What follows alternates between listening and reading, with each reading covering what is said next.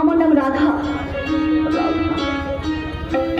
আমার তুমি রাধা বলে তোমার এই সামাজিক কাজকর্মকে আমি সম্মান করি, কিন্তু তোমার এই রোজগারের পদ্ধতিতে তোমার আপত্তি আছে। আচ্ছা, তুমি কি পারো না সৎ পথে রোজগার করতে? সৎ পথ?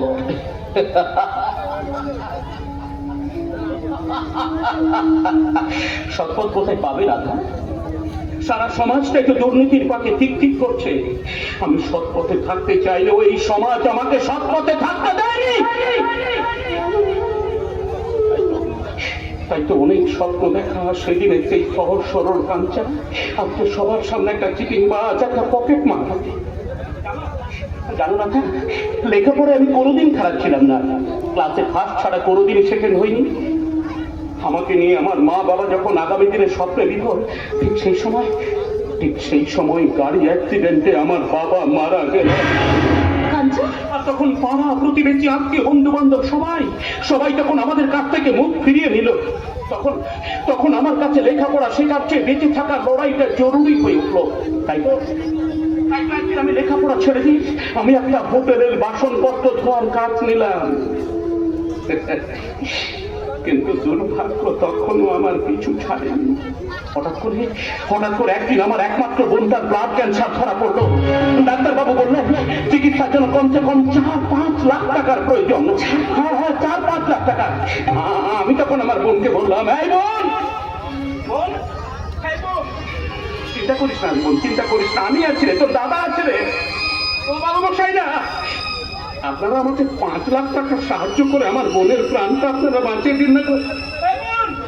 চিন্তা করিস না রে বোন, চিন্তা করিস না, তোর দাদা আছে রে, ও বাবা মশাই না।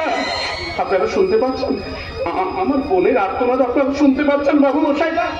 বাবু মশাই, আমি আপনাদের কথা দিচ্ছি, আপনারা যখন যেভাবে যা বলবেন আমি তাই করবো। আমি সারা জীবন আপনাদের কেনা গোলাম হয়ে থাকবো তো বাবু মশাই। শুধু আমার বোনের প্রাণটা আপনারা বাঁচিয়ে দিন না গো বাবু মশাই, আমার বোনের প্রাণটা আপনারা বাঁচিয়ে দিন না গো,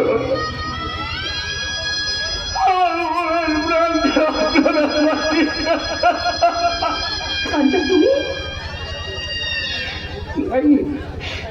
যাইনি, কেউ এতটুকু সহানুভূতির হাত বাড়িয়ে দেয়নি। সবাই আমাকে লাথি মেরে দূর করে দাঁড়িয়ে দিয়েছে, দূর করে। তারপর একদিন আমি একটা ব্যাংকের সামনে একজনের টাকার ব্যাগ ছিনতাই করে ছুটতে লাগলাম। আমি ছুটছি,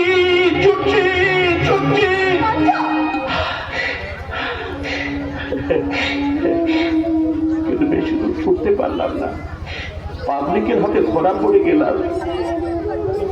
ওরা আমাকে গণধোলাই দিয়ে পুলিশের হাতে তুলে দিল, আর ছিনতাই করার অপরাধে আমার কয়েক বছরের জেল হয়ে গেল। আর তোমার বোন বিনা চিকিৎসা বোনটা আমার মারা গেল। আর সেই আঘাত সহ্য করতে না পেরে আমার মাও হাত ফেল করে মারা গেল।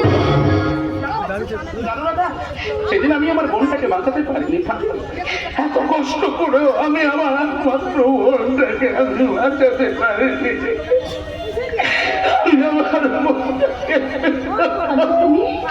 কিন্তু আমি মনে মনে প্রতিজ্ঞা করেছিলাম, যে সমস্ত অসহায় শিশুরা টাকার অভাবে চিকিৎসা পাচ্ছে না, তাদের চিকিৎসার ভার আমি আমার নিজের কাঁধে তুলে নেব।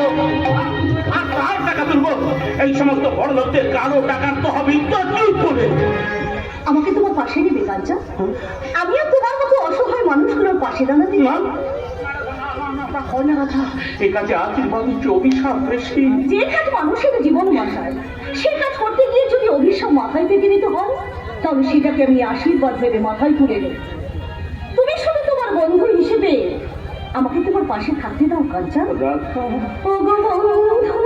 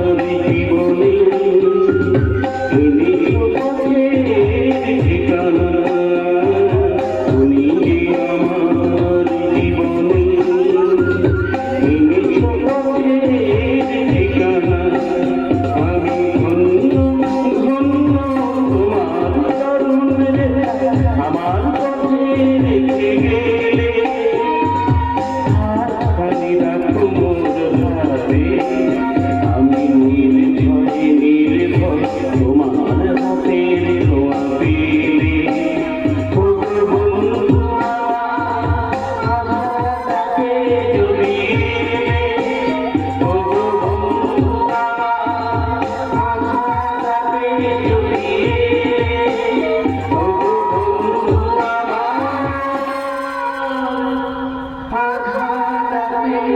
যদি